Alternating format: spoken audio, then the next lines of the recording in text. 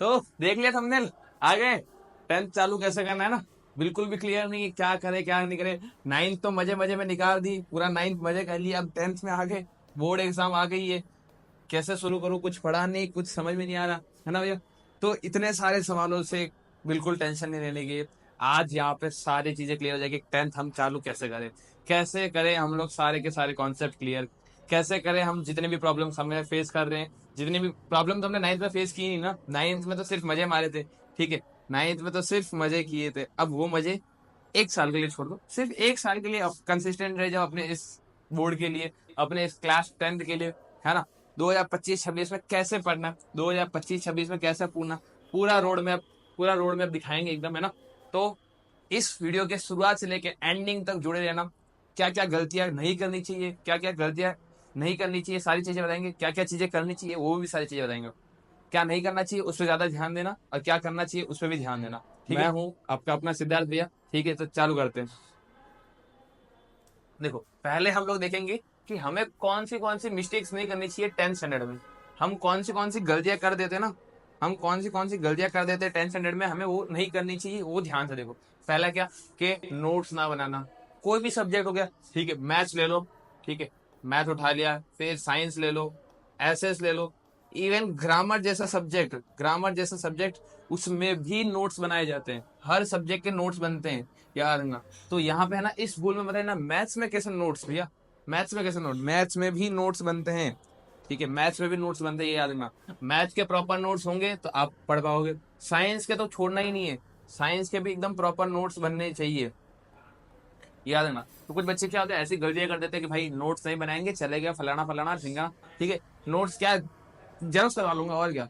याद रखना, एक लिखना, खुद लिखना, राइट करना, और दूसरा, ठीक है, जेरोक्स, ठीक है, दूसरा जेरोक्स कॉपी जो होता है, या फिर किसी दूसरे के नोट्स, तो वो मत करना कि भाई मैं इससे ले लूंगा, इसके पास अच्छे नोट्स है, इसके पास इसके नोट्स है, ये वाला टीचर अच्छा पढ़ाता है, इसके नोट्स है, मैं ले लेता हूँ, मैं पढ़ लेता हूँ। नहीं बेटा, ऐसा नहीं करने का, ठीक। क्या करने का, खुद के नोट्स बनाओ हो सके तो, और फिर ना हो तो जिससे नोट्स ले रहे हो उसके नोट्स खुद से लिखो, क्योंकि जब आप खुद से लिख के पढ़ते हो ना, तो आप कॉन्सेप्चुअली वहां पे ध्यान दे रहे हो। जेरोक्स में क्या होता है, आप जेरोक्स लगा के लेके आ गए, उसको रख दिया और वहां पे पढ़ा है, तो उसका कोई फायदा नहीं था, वो कोई नोट्स नहीं बनेगा। तो ये जो भी सारी गलती है कि नोट्स ना बनाना, मैं जेरोक्स करवा लूंगा, कॉपी करवा लूंगा, तो वो गलती मत करना, ये सबसे बड़ी मिस्टेक होती है 10th स्टैंडर्ड की, आपकी एक छोटी सी, जिसे आप ना करें, ठीक है। उसके अलावा और क्या भैया, पहला पॉइंट हो गया। दूसरा, एनसीईआरटी को कम इंपॉर्टेंस देना है। आजकल के बच्चे क्या होते हैं कि हम क्या कहते हैं, इसके पढ़ लेंगे, इससे पढ़ लेंगे, फिर सैंपल पेपर भर लेंगे, सैंपल पेपर सॉल्व करेंगे, सैंपल पेपर कर लेंगे, या फिर सैंपल पेपर क्या और कैसे, जैसे कि दूसरे जो आते, ओसवाल हो गया, ऐसा नहीं ओसवाल बेकार है, ठीक है, ओसवाल बहुत अच्छी बुक है, ठीक है। उसके अलावा बहुत सारे सैंपल पेपर लगा देते बच्चे। मैंने कॉन्सेप्ट लिया, हम डायरेक्ट सैंपल पेपर चालू किया, कॉन्सेप्ट लगाया, सीधा sample paper, concept sample paper, सिर्फ सैंपल पेपर, या फिर एक्स्ट्रा क्वेश्चंस ना करो ना। बच्चे लगे रहते हैं एक्स्ट्रा क्वेश्चंस में, बुक का क्या, बुक तो कर लेंगे, बुक में सब इजी इजी। तो वहां पे बच्चे क्या होता है, एनसीईआरटी को बिल्कुल कम प्रेफरेंस देते हैं, बिल्कुल कम, एकदम ना के बराबर, ठीक है। तो वो मत देना।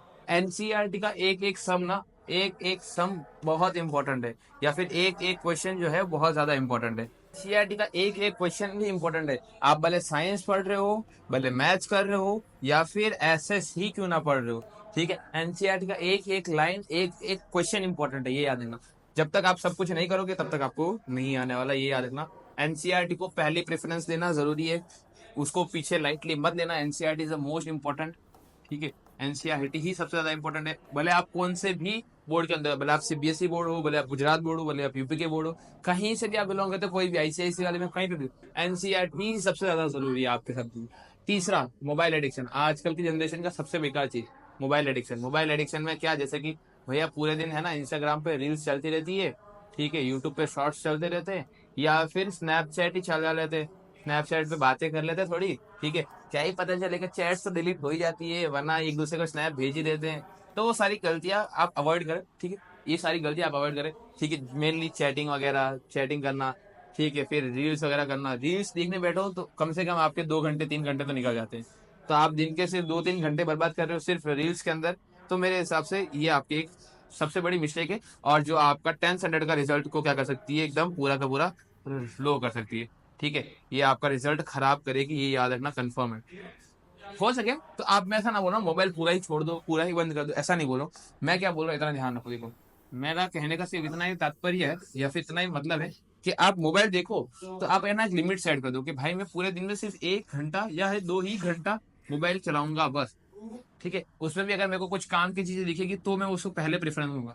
1 या 2 घंटे से ज्यादा आपको मोबाइल चलाना नहीं, मतलब अपने पर्सनल सेटिस्फेक्शन के लिए, जैसे रील्स वगैरह हो गया या फिर स्नैपचैट या फिर आप, ठीक है, चैटिंग वगैरह जो भी आप समझते हो सारी चीजें, तो उससे ज्यादा आपको प्रेफरेंस देनी नहीं। आपको सिर्फ 1 या 2 ही घंटा आपको मोबाइल चलाना है, हो सके तो इतना ही मिनिमम। और जब एग्जाम टाइम आए तो उस टाइम पे तो पूरा ही बंद कर देना, जब एग्जाम टाइम तो उसको तो पूरा ही बंद कर देना। ठीक है।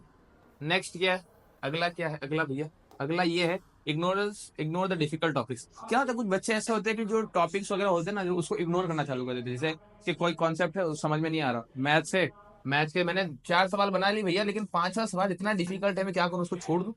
तो पहला इधर छोड़ दिया। ऐसे ही पूरी टेक्स्ट बुक के अंदर, साइंस के अंदर, ठीक है, ये चैप्टर नहीं आता छोड़ दिया, ये चैप्टर नहीं आता छोड़ दिया, मैथ्स के अंदर ये चैप्टर नहीं आता छोड़ दिया। भाई ऐसे अगर आप सारी चीजें स्किप कर दोगे, सब कुछ स्किप कर दोगे, तो आप पढ़ ही क्या रहे हो? आप पढ़ ही क्या रहे हो? मैं ये नहीं बोल रहा हूँ कि डिफिकल्ट टॉपिक्स को करना ही करना है, करना ही करना है, लेकिन आप उसको, तो स्टे अवे फ्रॉम नेगेटिविटी। मतलब कि आजकल के बच्चे बहुत सारे ऐसे एग्जाम्स वगैरह देने लगते हैं।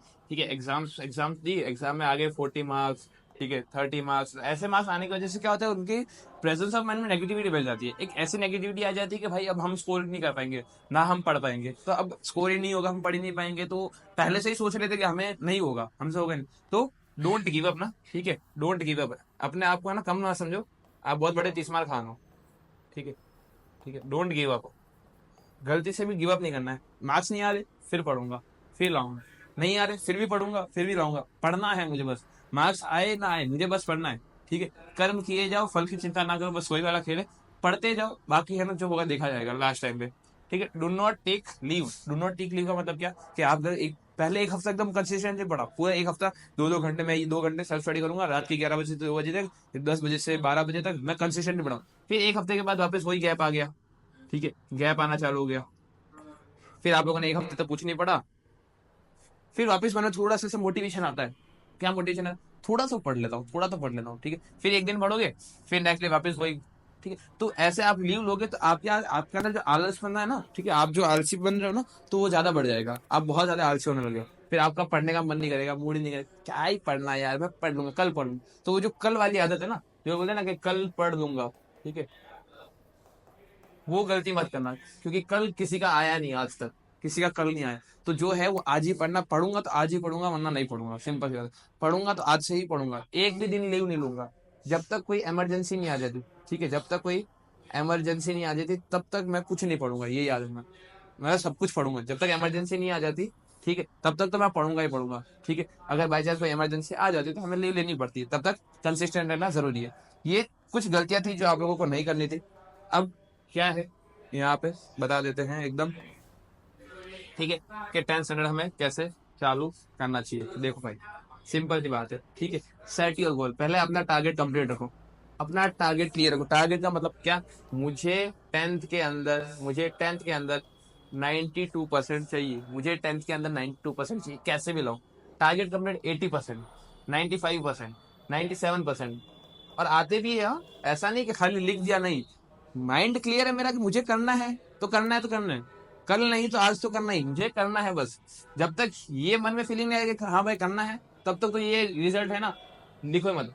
जहां पे पढ़ते हो, जहां पे अपने डेस्क है, वहां पे से एक बड़ा सा पेपर लो, उस बड़े से पेपर में लिखो कि मेरे को टेंथ स्टैंडर्ड के अंदर मुझे 92% चाहिए, मुझे 92% चाहिए। और वहां पे उसको चिपका दो कि भाई मेरा टारगेट क्लियर है, मुझे ये करना है, मुझे ये ला के दिखाना है, मुझे अपने पेरेंट्स को प्राउड करके दिखाना है। ठीक है, अगर मेरा ये रिजल्ट आ गया तो भाई जो मेरी सोसाइटी में जो मेरी इमेज बनेगी वो कितनी खतरनाक होगी।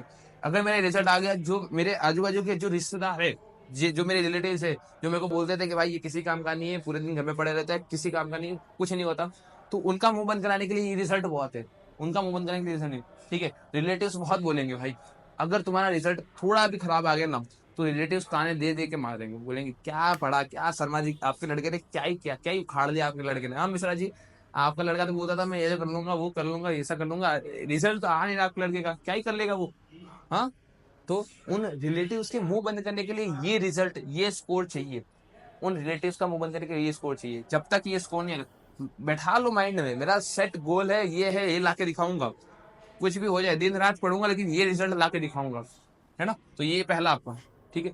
अपना सिलेबस आपको पता होना चाहिए, आपको ये पता होना चाहिए कि मेरा सिलेबस कितना है, मुझे कितना कितना पढ़ना है। ऐसा नहीं कि भाई मैंने कुछ, मेरा कोई एक मैंने फ्रेंड से बुक ली जो बहुत पहले स्टैंडर्ड में पढ़ता था, उसकी मैंने बुक ली और मैं वो पूरी किताब पढ़े जा रहा हूँ।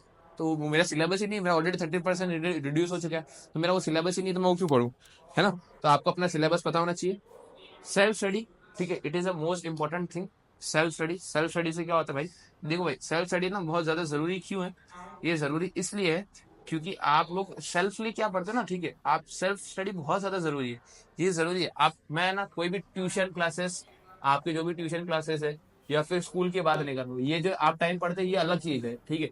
आप खुद से कितना पढ़ते हो, आपका कितना प्रोडक्टिव माइंड है, आप कितना माइंड को कंसिस्टेंसी के साथ पढ़ते हो, वो जरूरी है। कितना कंसिस्टेंसी के साथ पढ़ते हो, ठीक है, कितना कंसंट्रेशन, आप जब सेल्फ स्टडी करोगे तो आपको पता चलेगा कि मेरा कंसंट्रेशन कितना उस सब्जेक्ट के अंदर, कितना इंटरेस्ट है मेरा सब्जेक्ट उसके अंदर। यहाँ पे आपको अपना इंटरेस्ट नहीं पता चलेगा, आपको इंटरेस्ट यहाँ पे पता चलेगा कि मुझे कितना इंटरेस्ट है और मुझे कितना स्कोर, ये जो स्कोर आएगा ना, ये स्कोर स्कूल या ट्यूशन से नहीं आएगा, ये स्कोर आपके सेल्फ स्टडी से आएगा, ये याद रखना।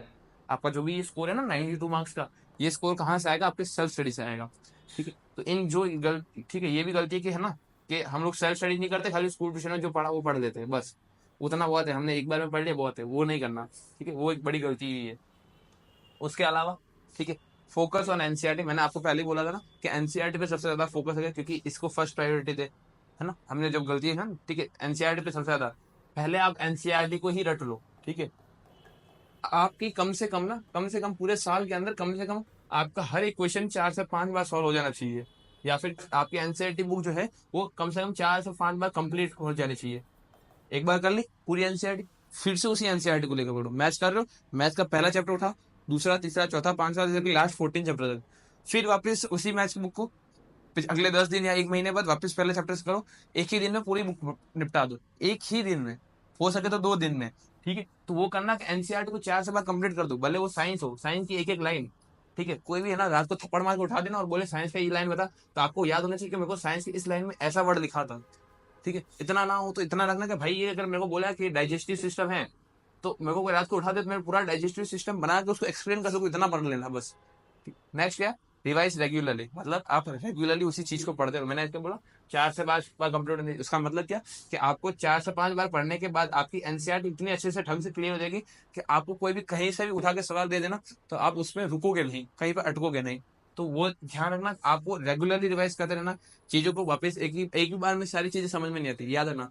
कभी भी आप एक ही बार में वो चीजें समझ नहीं सकते, आपको उसको बार बार पढ़ना पड़ेगा। अगर आप एवरेज स्टूडेंट हो, उसको आप बार बार पढ़ोगे तो ही वो आएगा, भले आप टॉपर भी हो तो भी आपको उसको बार बार पढ़ना पड़ेगा। जब तक एक ही चीज को बार बार नहीं करोगे तब तक वो चीज नहीं आएगी, ठीक है। रोटी एक ही बार में बनाना नहीं सीख लेते, उसको बहुत बार प्रैक्टिस करें। पहले भारत का नक्शा बनेगा, फिर थोड़ी थोड़ी ओवल शेप में आएगी, फिर एकदम प्रॉपर गोल बनेगा। तो उसके क्या प्रैक्टिस की जरूरत है, प्रैक्टिस कहाँ से होगी, आप रेगुलरली पढ़ोगे तब आपकी प्रैक्टिस होगी, ठीक है। तो रिवाइज रेगुलरली, ठीक है। ये कुछ बातें थी जो मैंने आपको बता दी। इसके बाद कुछ ऐसी बड़ी बात नहीं है, ठीक है। आज का सेशन यहीं पे खत्म करते, बस अभी आपको क्या पढ़ना है, सिर्फ कंसिस्टेंसी पढ़ना है, कंसिस्टेंसी पढ़ाई करनी है, ठीक है। पढ़ाई करो बस, कंसिस्टेंसी, ठीक है। हमारा जो चैनल है, ठीक है, मैथ्स के लिए, मैं तुम्हें पूरा, ठीक है, पहले चैप्टर से लेके लास्ट चैप्टर 14 तक इतना बेहतरीन तरीके से पढ़ाने वाला हूँ ना, ठीक है। ऐसा नहीं खाली पढ़ा दिया बस छोड़ दिया, नहीं, इसके प्रॉपर नोट्स, ठीक है, इसके नोट्स। इसके अलावा जो सबसे ज्यादा जरूरी चीज है जो मैंने पूरे